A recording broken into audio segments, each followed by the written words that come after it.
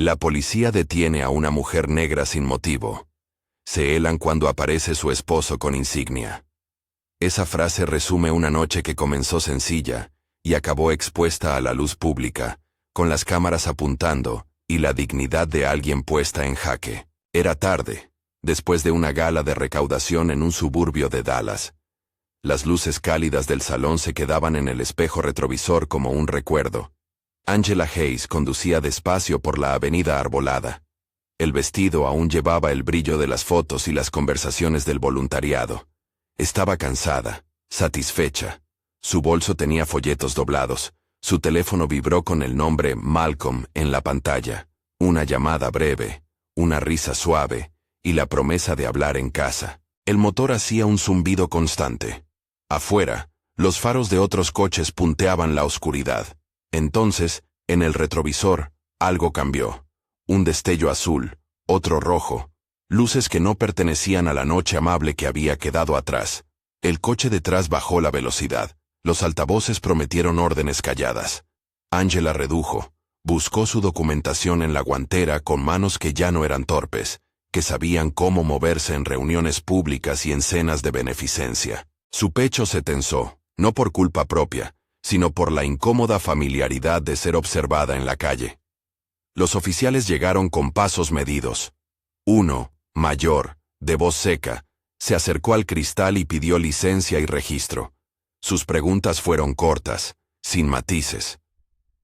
¿Ha bebido? ¿Por qué iba por esta calle? Cada respuesta de Angela fue educada, precisa. La voz de alguien que no buscaba pelea sino explicación. Cuando él abrió la puerta y empezó a registrar el interior del coche sin su permiso explícito, algo en la escena se rompió. No eran manos que hojeaban papeles en busca de orden. Eran manos que fisgaban, como si buscaran algo que justificara una sospecha inexistente. Las llaves, los folletos, un paquete de servilletas. Todo se volvió prueba potencial. ¿Puedo ver una identificación del motivo de la parada?, preguntó Angela. No obtuvo respuesta satisfactoria. ¿Puedo llamar a mi marido?, dijo con la voz controlada que solo permite la indignación sostenida. El oficial la miró con impaciencia. No ahora, fue la respuesta. Una negativa breve que colmó el vaso. Ella repitió la pregunta, más firme. ¿Puedo llamar a mi marido? El silencio se alargó. El motor del coche parecía más alto que las voces. Hay momentos en que la falta de palabra es la respuesta más dañina.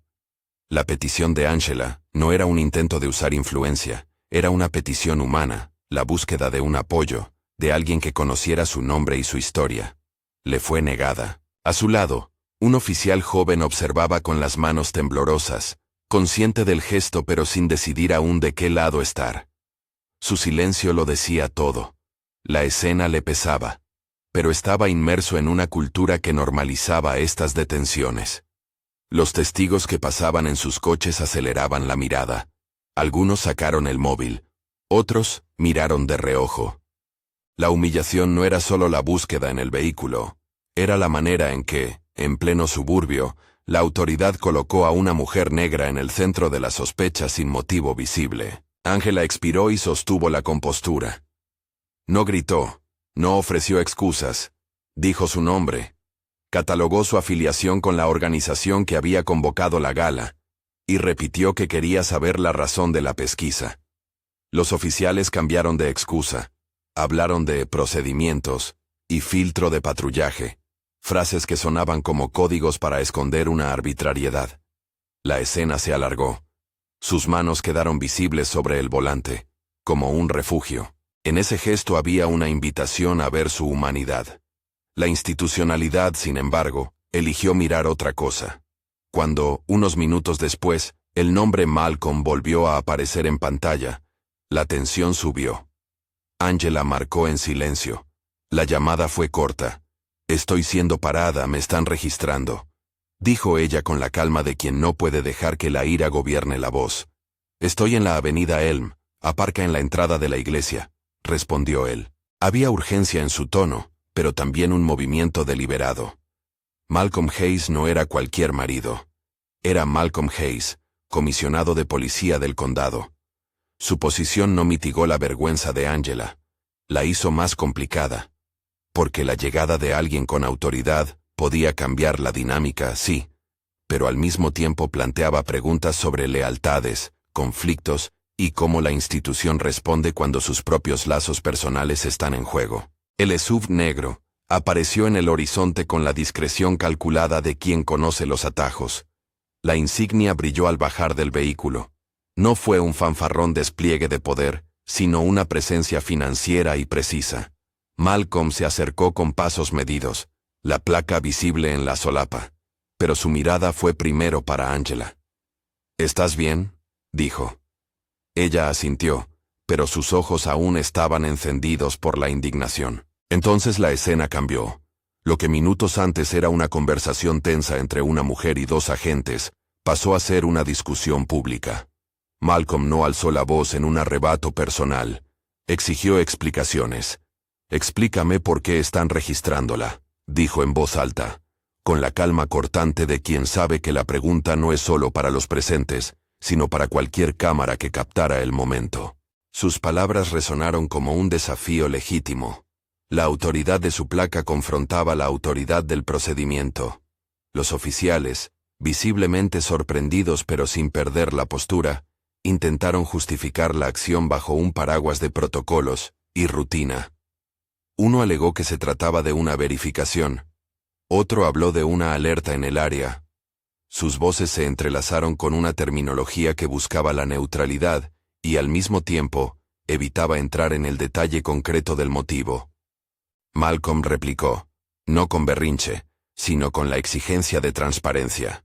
Si no hay un motivo claro y documentado, esto no puede ocurrir así. Quiero un informe.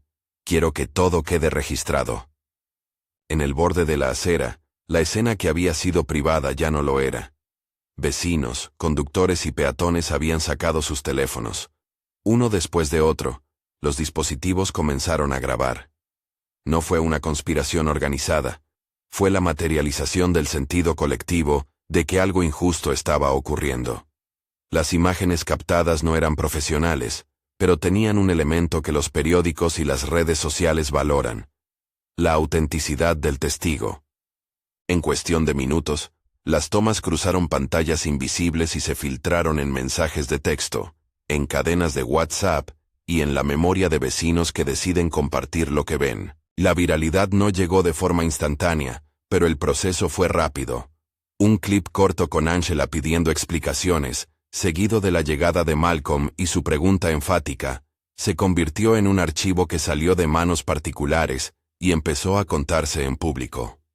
Surgieron hashtags que mezclaban indignación y demanda de rendición de cuentas. Las reacciones fueron diversas, algunas vinculadas a la empatía pura, otras políticas, algunas defensivas hacia la policía, y otras exigiendo la dimisión de responsables. Esa pluralidad no restaba fuerza a un núcleo. La evidencia había dejado de ser solo un testimonio personal para convertirse en materia prima del debate público. En la comisaría, la cadena de mando se activó con el ruido prudente de quien sabe que un incidente así puede crecer. El teniente Charles Donovan apareció como supervisor, rostro compuesto, voz que buscaba recomponer el orden. La institución, entre la necesidad de proteger a sus agentes y la presión de la opinión pública, decidió dar respuesta pública. No fue una reacción automática, fue la respuesta calculada de una organización que percibió que el silencio, en este caso, sería más dañino. En la conferencia de prensa que siguió, las palabras se midieron al milímetro. Malcolm y Angela estuvieron lado a lado. No para exhibir su posición familiar, sino para afirmar que una experiencia personal podía ser el comienzo de una conversación mayor. En el podio, la comunicación institucional anunció medidas claras y circunscritas, destinadas a responder a la preocupación ciudadana. Comunicaron la apertura de una investigación interna, la suspensión administrativa temporal de los agentes involucrados mientras se revisaban los hechos, la intención de revisar protocolos de actuación y la promesa de fortalecer la formación en desescalada y en sesgos implícitos. También anunciaron la creación de un comité asesor ciudadano que trabajaría junto a la policía para ofrecer perspectiva externa y recomendaciones de cambio. En esos minutos, los términos resonaron con peso periodístico. Investigación, suspensión administrativa, formación, comité. No eran soluciones mágicas, ni sentencias, ni garantías de reparación completa. Eran, en el mejor de los casos, la aceptación por parte de la institución de que debía examinárseles a sí misma. Para Ángela, las palabras no reemplazaban la experiencia vivida. Para la comunidad, sin embargo, eran el primer paso público hacia la rendición de cuentas. La prensa cubrió la conferencia con titulares que mezclaban sorpresa y análisis. Una mujer negra detenida sin motivo. El comisionado de policía explicó la situación. Medidas anunciadas. Los reportajes mostraron clips del incidente y entrevistas con vecinos. En redes la conversación continuó con fuerza. Algunos celebraron la visibilidad del caso como una victoria. Otros cuestionaron la convivencia de poder privada y pública, preguntando si la intervención de Malcolm había sido un privilegio que cualquier otra persona no habría tenido. Esa pregunta no era irrelevante. La tensión entre el apoyo personal y el deber público fue una nota que persistió en el eco mediático. Malcolm, consciente de ese riesgo, hizo declaraciones para eludir dudas sobre imparcialidad. Reclamó transparencia y pidió que la investigación no se viera comprometida por vínculos personales. No prometió resultados, exigió claridad. Ángela, por su parte, entendió que su experiencia no se reducía a un episodio doméstico. Era una pieza en el rompecabezas de prácticas institucionales que exigían revisión. Con el paso de los días, la imagen que había nacido en el asfalto se transformó en algo más organizado. Organizaciones locales de derechos civiles se ofrecieron a apoyar a Ángela, a documentar el caso y a articular propuestas de reforma.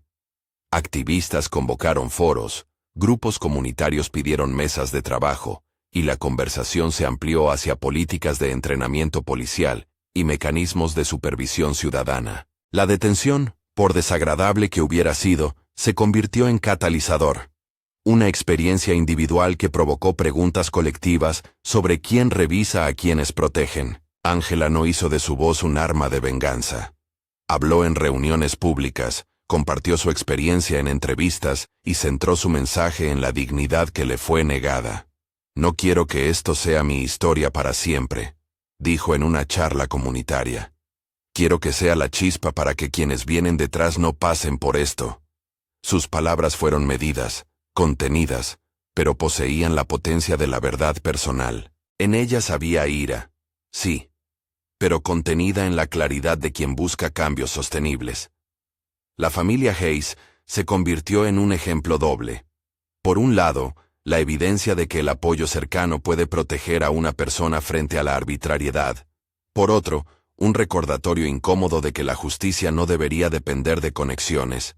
En los pasillos donde se discutían políticas, esa contradicción se planteó con crudeza. Varios líderes comunitarios enfatizaron que la protección debía estar al alcance de todos, no solo de quienes tuvieran rostros de autoridad en casa. Mientras tanto, en la comisaría, la investigación interna siguió su ritmo. Los procedimientos se activaron. Revisión de registros de patrullaje, entrevistas con testigos y agentes, análisis de los videos que habían circulado. La suspensión administrativa fue un acto preventivo. Se trató de separar a los implicados de la calle mientras se verificaban los hechos. Nadie en las declaraciones oficiales habló de culpables definitivos. Nadie ofreció la promesa de un resultado predeterminado. Solo se habló de procedimiento y de la necesidad de transparencia. La comunidad observó con escepticismo y con esperanzas simultáneas. Muchos entendieron que la apertura de una investigación no cerraba el capítulo. Otros vieron en la movilización ciudadana la diferencia fundamental. Sin cámaras, sin hashtags y sin testimonios públicos, quizá la escena habría quedado como una anécdota más. La visibilidad pública, ese elemento periódico que en los últimos años ha cambiado cómo se cuentan las injusticias, funcionó aquí como herramienta de presión. No garantizó nada, pero puso en evidencia una práctica que debía ser examinada. En las semanas siguientes, Ángela decidió asumir un rol más público. Lo hizo no desde la estética del protagonismo, sino desde la determinación de transformar una experiencia dolorosa en trabajo para los demás. Se ofreció como portavoz en mesas de diálogo, colaboró con organizaciones para diseñar talleres sobre trato digno y participó en iniciativas para articular el Comité Asesor Ciudadano anunciado por la policía. Su voz se volvió un puente entre quienes vivieron la humillación y quienes estaban en la capacidad de modificar protocolos. Su mensaje fue claro y honesto. Hablar de su experiencia no era buscar castigar a individuos por sadismo, sino exigir que las prácticas y la formación no permitan que eso ocurra de nuevo. Denunció la humillación pública que sufrió, la sensación de que su cuerpo y su presencia habían sido interrogados sin motivo, y convocó a la comunidad a vigilar, a informarse y a exigir procesos claros de revisión. No ofreció soluciones simplistas. Sí planteó caminos de participación cívica y de presión sostenida. En el plano institucional, la creación del Comité Asesor mostró un intento de abrir espacios de interlocución. La promesa fue la siguiente: incluir voces ciudadanas en la revisión de protocolos, proponer formaciones que abordaran sesgos implícitos y ofrecer recomendaciones concretas para la actuación en la vía pública. Los detalles de su funcionamiento se negociaron en público, con representantes de organizaciones y de la propia policía. Fue un gesto de participación que, aunque no eliminaba la necesidad de vigilancia, abría la puerta a la colaboración. No todo fue línea recta ni unanimidad. Hubo debates intensos. Algunos reclamaron sanciones más inmediatas, otros temieron que la medida quedara en gestos simbólicos. Estos debates son necesarios y muestran que la democracia se construye en el conflicto productivo. Ángela, por su parte, aceptó que la tarea sería larga y plural. No quiso que su caso se convirtiera en una solución pétrea para problemas estructurales. En sus palabras, había una responsabilidad por educar y por insistir en que la rendición de cuentas no fuera un espectáculo, sino un proceso sostenido. El episodio también dejó una lección sobre el poder de la evidencia audiovisual. Los teléfonos de los vecinos, las cámaras que registraron la llegada de Malcolm y la voz de Ángela pidiendo explicaciones, se convirtieron en elementos que rescataron una verdad que, sin ellos, quizá habría sido borrada por versiones oficiales o por la indiferencia. Esa transparencia no es una panacea. No todo vídeo muestra el contexto completo, ni todos los relatos llegan a ser escuchados. Pero en este caso, la captura visual permitió que la comunidad, los medios y la institución se vieran obligados a mirar. En paralelo, surgieron recomendaciones prácticas desde organizaciones de derechos civiles: fortalecer procesos de investigación independientes, regular la rendición de cuentas, fortalecer la formación policial en sesgos y desescalada, y promover la participación ciudadana en la supervisión. No se prometió que esos pasos serían fáciles, ni que fueran a resolver todos los problemas, pero apuntaban a reducir la probabilidad de que una noche como la de Ángela se repitiera con otra persona. La transformación que siguió al incidente no borró el daño emocional. Ángela habló con franqueza acerca de las noches en las que revivía la detención, de la vergüenza que le costó superar y del valor de la solidaridad recibida. Su dignidad no se recuperó por decreto. Se reconstruyó con el apoyo de su familia, con el reconocimiento público de que algo había sido mal hecho, y con la decisión de convertir ese daño en acción. No adoptó la identidad de víctima permanente, más bien transformó la experiencia en compromiso cívico. En una de las reuniones del comité asesor, alguien puso una pregunta fundamental sobre la mesa. ¿Qué lecciones extraer para que la próxima persona detenida sin motivo tenga más herramientas para defender su dignidad? Las respuestas variaron: protocolos claros, supervisión externa, transparencia en las investigaciones, formación continua. Nada de eso era garantía absoluta. Pero la suma de medidas organizadas y de vigilancia ciudadana proponía una dirección distinta a la inercia. Al final, la historia quedó inscrita como un hito que podía leerse en dos capas: la íntima, la de Ángela y su familia, y la pública, la de una comunidad que exigió respuesta. La frase que titula este relato, "La policía detiene a una mujer negra sin motivo", Se helan cuando aparece su esposo con insignia.